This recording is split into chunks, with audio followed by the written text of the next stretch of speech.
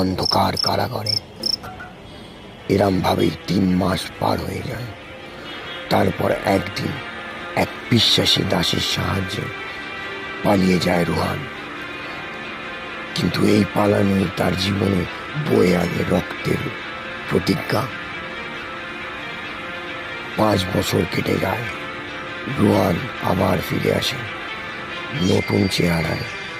এবার সে আসাদ খান, এক বিদ্রোহী নেতা, যার চোখে আর হাতে অস্ত্র। তার লক্ষ্য একটাই, প্রাসাদ দখল, রাজাকে হত্যা এবং প্রতিশোধ।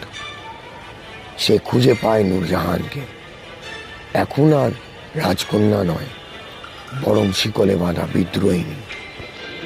তারা আবার পরিকল্পনা করে, এইবার শেষ পাওয়ার মতো।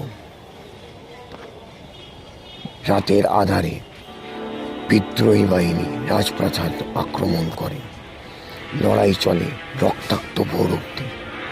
নবাব আলী শাহ নিহত হন, রাজ্য দখল হয়, কিন্তু প্রেম ফিরে আসে না।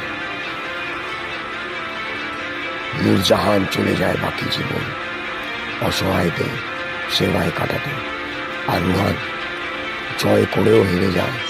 সে জানে ভালোবাসা শুধু রাজ্য নয়, ভালোবাসা চায় আত্মা, ত্যাগ।